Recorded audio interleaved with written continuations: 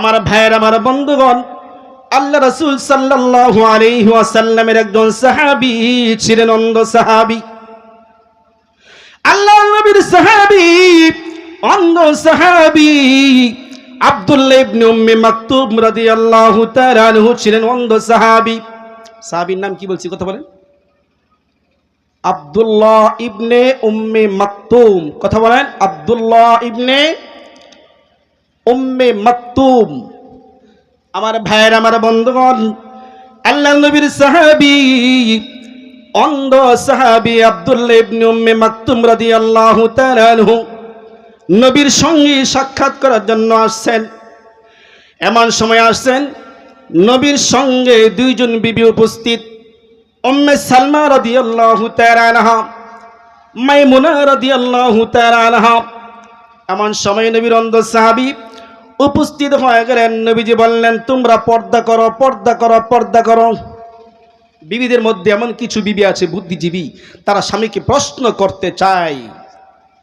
এমনই ভাবে আল্লাহ রাসূল সাল্লাল্লাহু আলাইহি ওয়াসাল্লামের একজন বিবি উম্মে সালমা রাদিয়াল্লাহু তাআলা আনহা নবীকে প্রশ্ন করলেন, ইয়া রাসূলুল্লাহ, আমরা কেন পর্দা করব, কেন পর্দা করব?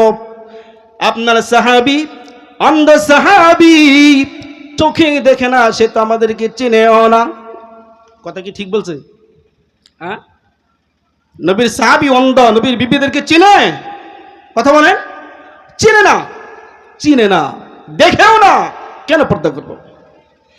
আমার ভাইয়ের, আমার বন্ধুগণ, আল্লাহ রাসূল সাল্লাল্লাহু আলাইহি ওয়াসাল্লামের বিবি উম্মে সালমা রাদিয়াল্লাহু তাআলা আনহা যখন প্রশ্ন করলেন, ইয়া রাসূলুল্লাহ, আপনার অন্ধ সাহাবী, সে তো আমাদেরকে দেখবে না, আমরা কেন পর্দা করব? আমাদেরকে চিনেও না। আল্লাহর হাবিব সাল্লাল্লাহু আলাইহি ওয়াসাল্লাম বলেন, আমার সাহাবী অন্ধ হতে পারে, কিন্তু তোমরা তো অন্ধ না। কঠিন কথা। আমার সাহাবী অন্ধ হতে পারে, কিন্তু তোমরা তো অন্ধ না। কঠিন কথা। নবীর সাহাবী অন্ধ হতে পারে, আমার বিবি তোমরা তো অন্ধ না। আমার সাহাবী তোমাদেরকে দেখবে না, তুমি তো দেখবে তাকে।